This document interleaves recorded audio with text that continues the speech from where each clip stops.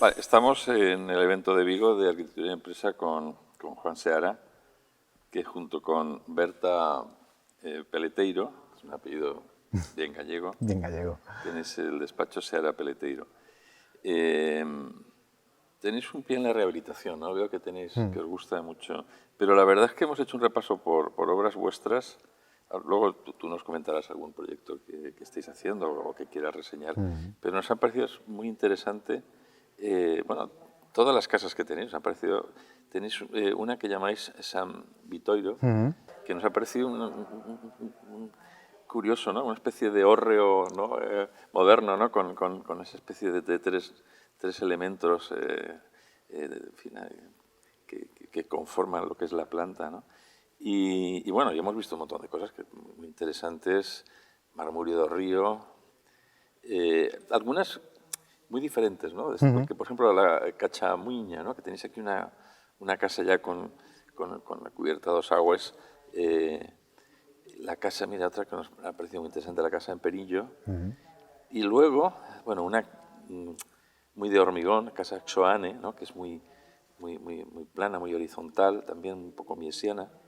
En fin, nos ha parecido, la verdad, bueno, sí, la que nos ha encantado es la casa Santa Cruz. Esa especie de juego de ir abriendo, ¿no? En el volumen huecos y en fin, y formas.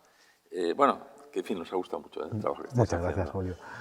A partir de ahí, pues eso, cuéntanos un poco la historia del despacho, cómo surge y en qué proyectos estáis ahora. Bueno, Seara Peleteiro surge en el año 2010, justo al acabar la carrera, ambos, más o menos en el 2008-2009 fuimos saliendo de una larga y dura carrera que te voy a contar. Salisteis en medio de la crisis, en plena crisis, sí, y además nos pusimos a tener hijos justo en ese momento, con lo cual se juntó toda una especie de tormenta perfecta, ¿no?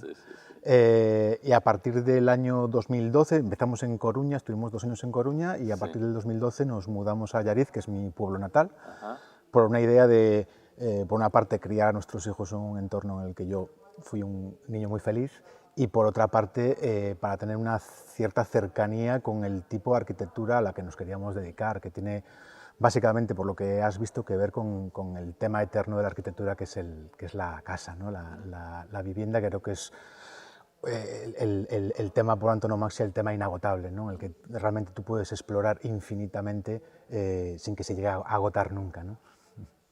A partir de ahí, del año 2012 que nos mudamos a Allariz, ahí nos asentamos ya como estudio ya en firme y desde entonces pues hemos estado trabajando básicamente, como te comentaba, en el tema residencial, muchísima rehabilitación, que creo que es el gran tema de los últimos años, mucha vivienda unifamiliar también de nueva planta y alguna que otra cosilla que tiene que ver con obra pública a nivel de restauración, de bienes catalogados y demás, y alguna cosilla que tiene que ver con arquitectura comercial, pero principalmente arquitectura residencial. Y sí, y realmente encontráis, bueno, la casa, estoy viendo otra vez imágenes de la casa Santa Cruz que me encanta, y el cliente entiende, es decir, el cliente que es a veces un tanto rural, ¿no? Sí, sí. ¿Entiende este tipo de arquitectura que tiene una cierta sofisticación? Sorprendentemente sí. Yo siempre digo que gran parte de nuestro trabajo tiene que ver con una especie de labor didáctica, ¿no? Una especie de criba o de desbroce, que digo yo, con todos los respetos a todo el mundo, independientemente de su formación cultural. Y si uno es capaz de explicar bien lo que radica en la génesis de un proyecto, con las herramientas además que hoy en día tenemos a nuestra disposición, creo que es una labor no solamente imprescindible, sino muy gratificante para los arquitectos. Yo esa primera fase de los proyectos, en la cual haces ese trabajo de acercamiento, de explicar cuál es nuestra labor, que muchas veces es desconocida para los clientes finales, en qué fases los podemos realmente acompañar, ¿no? E intentar leer y traducir sus necesidades y plasmarlas en algo que tenga después una determinada componente arquitectónica. Creo que es la parte, conjuntamente con la obra, que es otra parte que nos apasiona, posiblemente la parte más interesante y más gratificante de este oficio. Muy bien. Bueno, y al hilo de lo que estamos hablando, Cuéntanos una anécdota, alguna anécdota Bueno, una anécdota, hay muchas, que te voy a contar. El trabajo de arquitecto da para muchas anécdotas. Sí. El otro día lo comentaba con Bert, es una anécdota muy del inicio, muy de esos primeros momentos, que tiene que ver un poco con la humildad con la que a veces tenemos que abordar ciertos trabajos, ¿no? Sobre todo cuando uno está empezando una determinada andadura en este tema. Recuerdo una de las primeras obras, que además es la obra que, entre comillas, nos dio ese punto de inflexión en el que el estudio empieza a crecer, que tiene que ver con una rehabilitación, además que una rehabilitación que es nuestro propio estudio a día de hoy, que es la Casa da Viña. Después de meses, yo creo que estuve como cerca de 1 año y medio trabajando sobre diferentes propuestas muy sesudas o aparentemente sesudas para lo que yo entendía en aquel momento, y llegas a la obra y te enfrentas con una edificación, además con una cierta historia, no solamente en lo arquitectónico, sino también en lo que apela a la memoria emocional, incluso la mía propia. Te encuentras con que realmente no tienes ni idea de por dónde atacar muchas veces ciertas cuestiones, ¿no? Y de repente hubo un día que yo lo recuerdo muy vivamente, en el que un cantero, que además se llamaba Celso, una persona muy mayor, con muchísimo oficio, de las que lamentablemente ya escasean, después de yo contarle toda mi historia, la filosofía que había detrás del proyecto, la génesis de la idea y demás, él me dijo: Juan, todo eso está muy bien, pero la piedra tiene su propia ley. Aprende la ley de la piedra. Y a partir de ese momento es como que se hizo un clic y empecé a dejarme llevar un poquillo más, a escuchar con muchísima más humildad lo que aquellos profesionales tenían que aportarte, y de repente es como que un proyecto que posiblemente inicialmente era un proyecto abigarrado, excesivamente denso, donde querías acumular demasiadas ideas, que es muy propio de los que empezamos, ¿no?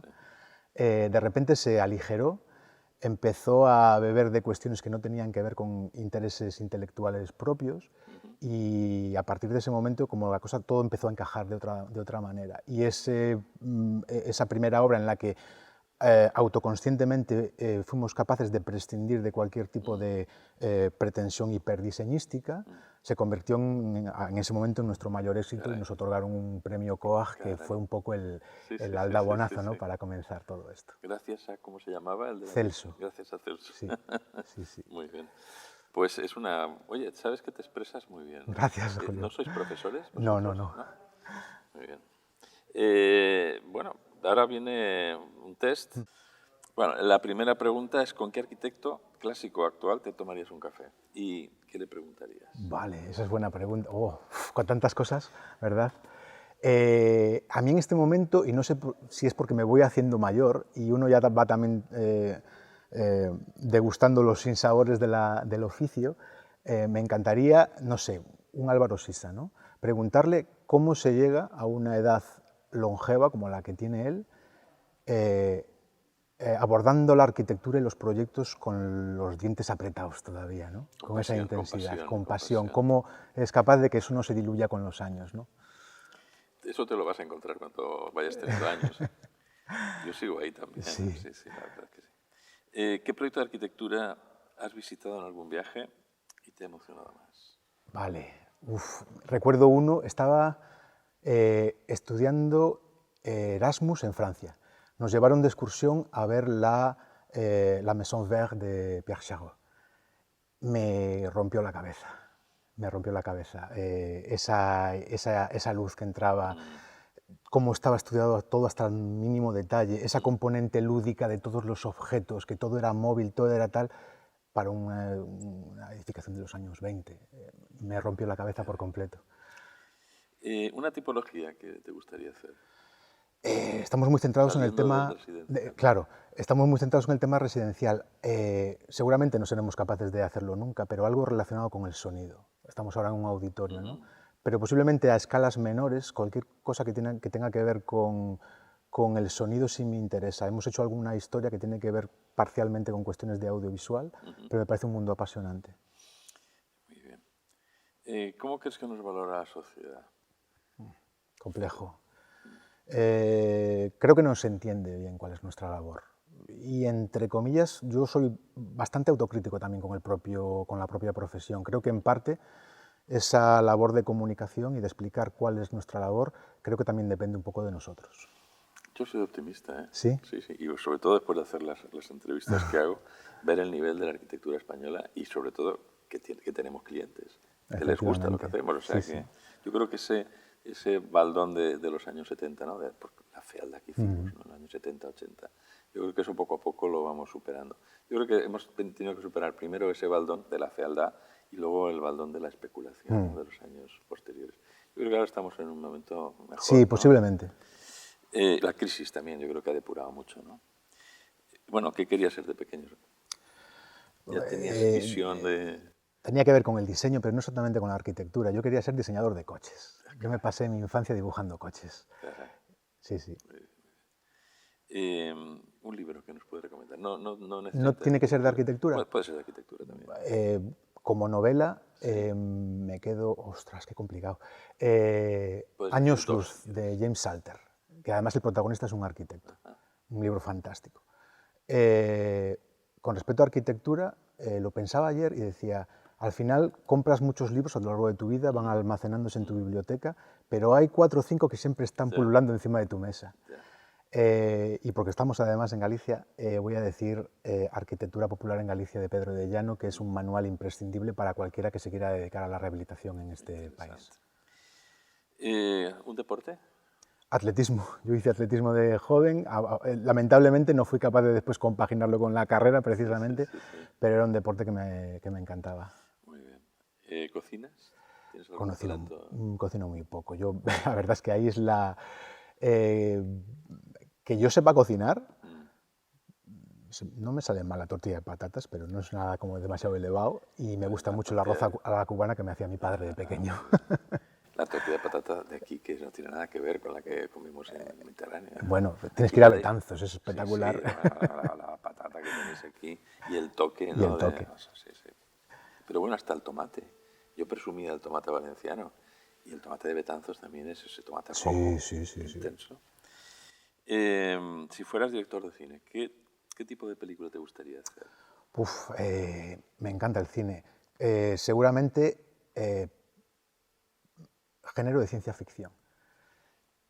Porque creo que la ciencia ficción o cualquier tipo de género relacionado con esto, en el fondo, a través de historias que no tienen nada que ver con la realidad en la que vivimos, sí que es capaz de llegar a verdades absolutas y muy interesantes. Estoy completamente de acuerdo. Yo además soy un lector apasionado de ciencia ficción, me encanta. Y al final, una tarde perfecta. Pues una tarde perfecta en la que el trabajo te permita hacer una tortilla de patatas, leer a James Salter y posiblemente escuchar algo de música. Y puntos suspensivos. Y puntos suspensivos.